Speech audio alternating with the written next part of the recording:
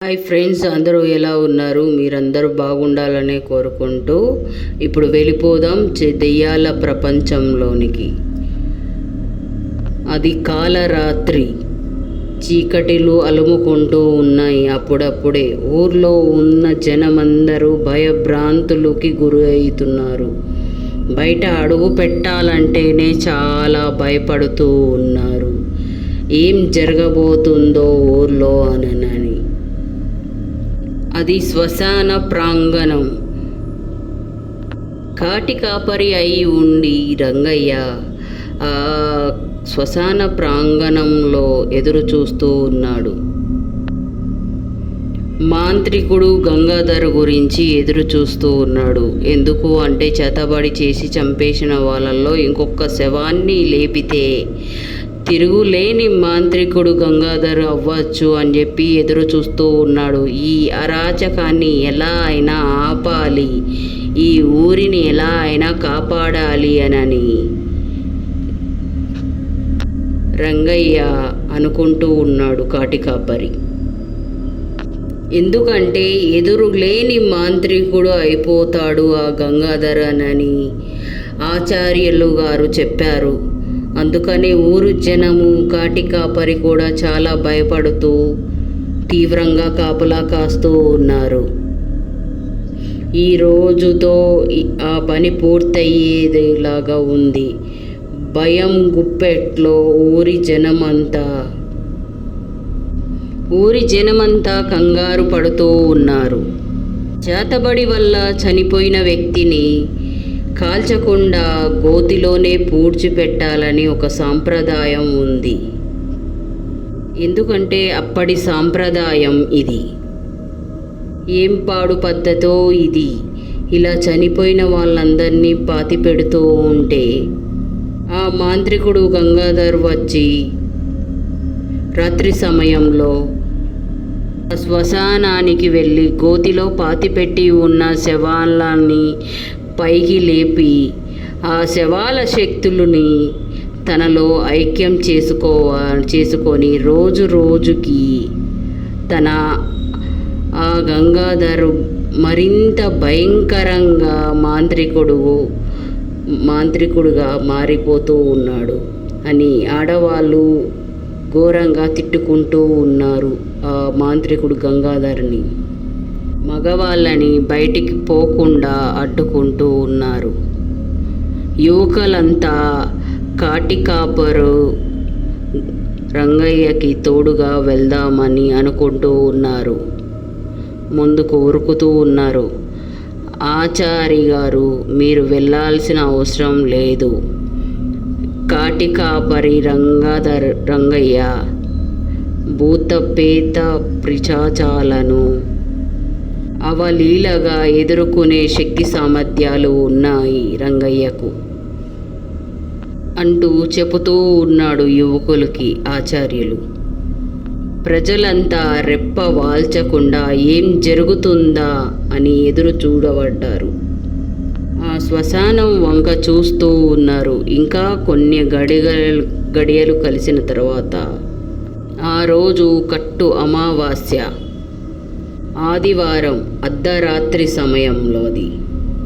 కాటికాపరి రంగయ్య గోచి గట్టిగా బిగించి తను నడుముకు వేలాడుతూ ఉన్న ఒక సంచిలో ఆవాలు నింపి వేరొక సంచిలో అమ్మవారు విభూదిని నింపుకొని చేతిలో త్రిశూలంలాగా ఒక బలమైన కట్టెను ధరించి ఒంటరిగా అంత అర్ధరాత్రి వేళలో ఆ శ్మశానంలో యమధర్మరాజులాగా కనిపిస్తూ ఉన్నాడు. అది 100వ శవము. 100వ శవము అంటే 100వ శవము. ఆ రోజు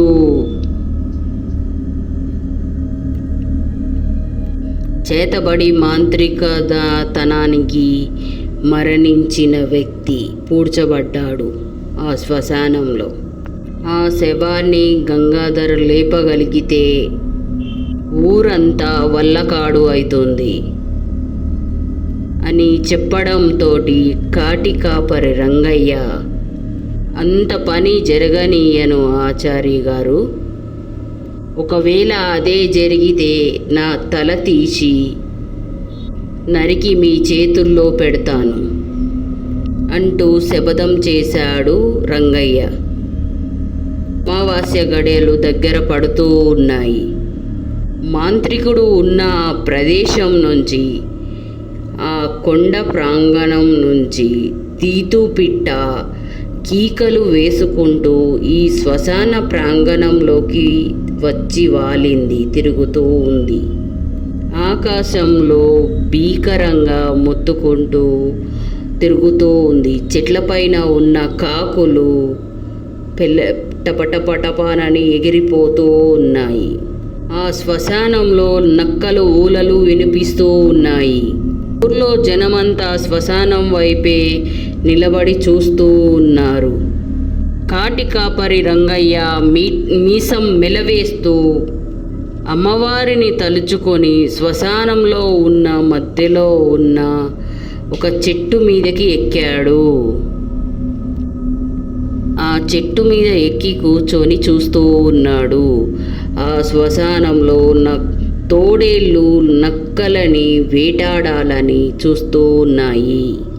చెట్టుపై కూర్చొని ఉన్న రంగయ్య మాంత్రికుడు రాక కోసం ఎదురు చూస్తూ ఉన్నాడు.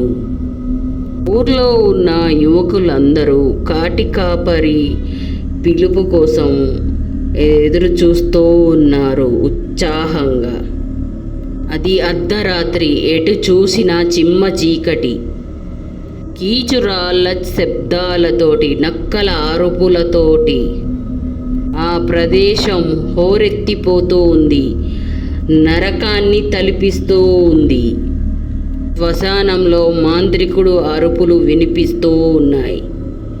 అతని రూపం కాటి రాకాసి వలె కనిపిస్తూ ఉంది. శ్మశానం వైపు వడివడిగా అడుగులు వేస్తూ ఉన్నాడు మాంత్రికుడు. ఊరిలో ఉన్న కుక్కలు అన్నీ ఆ గంగాధర్ని ఎమ్మడిస్తూ ఉన్నాయి. అయినా ఆ గంగాధరుడు చెలిస్తూనే లేడు. నల్లటి వస్త్రాలను ధరించి కాగడాన్ని చేతిలో పట్టుకొని వస్తున్నాడు. రుద్రభూమికి చేరుకుంటూ ఉన్నాడు. గాలిలో ఎగురుతున్న తీతు పిట్ట శ్మశానంలోకి చేరుకుంది. గంగాధర్ ఆ రుద్రభూమిలో అడుగు పెట్టడం జరిగింది. రుద్రభూమిలో శాశ్వతంగా నిద్రకి ఉపక్రమించిన ఆత్మలు అన్నీ మట్టిని చీల్చుకుంటూ ఆనందంగా పైకి లేస్తూ ఉన్నాయి. ఎంతో హాయిగా గాలిలో తేలుతూ మాంత్రికుడు గంగాధరకు స్వాగతం పలుకుతూ ఉన్నాయి. శ్మశానమంతా నరకంలాగా మారిపోయింది. మాంత్రికుడు గంగాధరు ఆ రోజే పూడ్చిపెట్టిన ఆ శవం దగ్గరికి వెళ్ళారు. పూజకి నిశ్చయించుకున్నాడు. కొన్ని ఆత్మలు వచ్చి స్థలాన్ని శుభ్రం చేశాయి. కొన్ని ప్రేతాత్మలు వచ్చి కల్లాపు చల్లాయి. ఇంకొన్ని పిశాచాలు వచ్చి ముగ్గులు వేశాయి. పూజకు సిద్ధపడ్డాడు గంగాధర్. తనకు చుట్టూ చేరిన ప్రేతాత్మలకు, దుష్టశక్తులకు, నా పూజకి పూర్తి అయ్యేంత వరకు మీరు నన్ను కాపాడుకోవాలి. ఈ సమయంలో మానవ మాత్రులు ఎవరైనా కానీ ఇక్కడ అడుగు పెట్టడానికి వీల్లేదు. ఒకవేళ నా ఆజ్ఞని మీరు తిరస్కరిస్తే నా కోపానికి మీరు బలి కావాల్సి వస్తుంది అని హెచ్చరించాడు గంగాధర్. ప్రేతాత్మలన్నీ శ్మశానం చుట్టూ ఒక వలయం లాగా ఏర్పాటయ్యి గంగాధర్ని కాపాడుకుంటూ ఉన్నాయి. తన గంగాధర్ మంచిగా కళ్ళు మూసుకొని తన పూజని ఆవాహనం చేసుకుని శుద్ర శక్తులన్నీ తలుచుకుంటూ ఆచారి చెప్పిన మాటలన్నీ గుర్తు చేసుకుంటూ ఉన్నాడు కాటి కాపరి రంగయ్య. తన వద్ద దగ్గర ఉన్న చికుముకితోటి నిప్పు వెలిగించి ఆ నిప్పు వెలిగించిన తర్వాత కాల రుద్ధుడు అయ్యి ఆ చెట్టు మీద నుంచి కిందకి దూకాడు. అంతే. అంతవరకు ఒక వలయంలాగా ఏర్పడిన ఒక ప్రేతాలన్నీ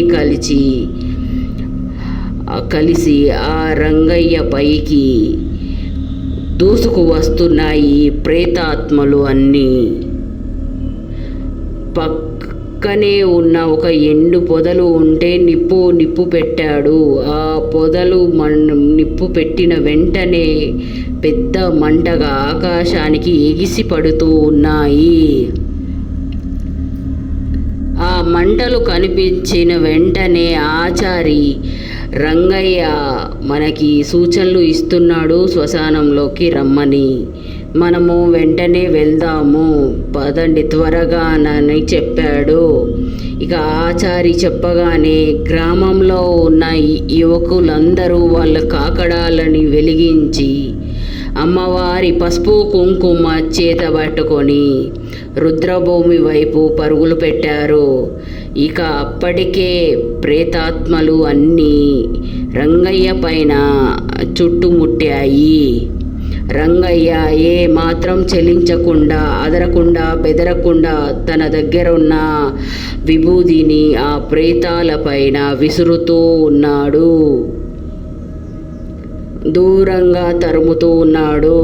తన చేతిలో ఉన్న కర్రను గట్టిగా ఆ రుద్రభూమికి తడుతూ ఉన్నాడు. ప్రేతాత్మలపై విరుచుకుపడుతూ ఉన్నాడు రంగయ్య. అలా ప్రేతాత్మల బారి నుంచి తప్పించుకొని మార్గం చేసుకుంటూ ముందుకు వెళ్ళి మాంత్రికుడు వరకు చేరుకున్నాడు. ఆ రోజే చనిపోయిన ఆ వ్యక్తి దగ్గర సమాధి దగ్గరకి చేరుకున్నాడు. చేరుకొని చూడగానే ఆ సమాధి అన్నది పైకి లేవాలని ఊపిరి తీసుకుంటూ ఉంది. పైకి కిందికి ఊగుతూ కనిపించింది. ఇంకా రంగయ్య వెంటనే తన చేతిలో ఉన్న ఆవాలు, అమ్మవారి విభూతిని ఆ సమాధిపై చల్లారు. అప్పటికే ఊర్లో ఉన్న యువకులు అందరూ శ్మశాన ప్రాంగణంలోకి చేరుకున్నారు. వారంతా కాపరి రంగయ్యకు తోడుగా వచ్చారు. వారంతా కలిసి బగబగ మండుతున్న కాగడాలతో ప్రేతాత్మలపై విరుచుకుపడుతున్నారు. వారి చేతిలో ఉన్న పసుపు కుంకుమలు వాటిపై చల్లుతూ వాటిని చెదరగొట్టారు. మాంత్రికుడు కళ్ళు మూసుకొని ఏవేవో మంత్రాలు చదువుతూ ఉన్నారు. ఇక పక్కనే ఉన్న కాపరి రంగయ్య కొంతమంది యువకుల సాయంతో మాంత్రికుడు కాళ్ళు చేతులు బంధించి బలవంతంగా అతని నోటిలో ఉన్న పళ్ళని పీకేశాడు. అప్పటికే ఆ శ్మశానం అన్నది శాంతించింది. ప్రేతాత్మలు అన్నీ మాయమైపోయాయి. కాటికాపర చేసిన ఆ తేగానికి అందరూ మెచ్చుకున్నారు. ఆ రోజు నుంచి ఆ గ్రామస్తులందరూ హాయిగా జీవించసాగారు. తన నోటిలో ఉన్న పళ్ళనన్నీ కోల్పోవడం వలన మంత్ర విద్యలన్నీ కోల్పోయాడు మాంత్రికుడు గంగాధరు. చూశారు కదా ఇవాల్టి హర్రర్ స్టోరీ. మీ యొక్క అభిప్రాయాన్ని కామెంట్ చేయండి. ఈ వీడియో కనుక మీకు నచ్చినట్టయితే ఒక లైక్ చేయండి. ఈ లైక్ చేసి షేర్ చేయండి, సబ్స్క్రైబ్ చేయండి. పక్కనే ఉన్న గంటని కొట్టండి. మీ లైఫ్లో ఏమైనా ఇలాంటి రియల్ ఇన్సిడెంట్ జరిగితే నాకు కామెంట్ పెట్టండి. తప్పకుండా మీ వీడియోను కూడా నేను ఈ ఛానల్లో తప్పకుండా ఆ స్టోరీని చెప్తాను. ఓకేనా ఫ్రెండ్స్, థ్యాంక్ యూ.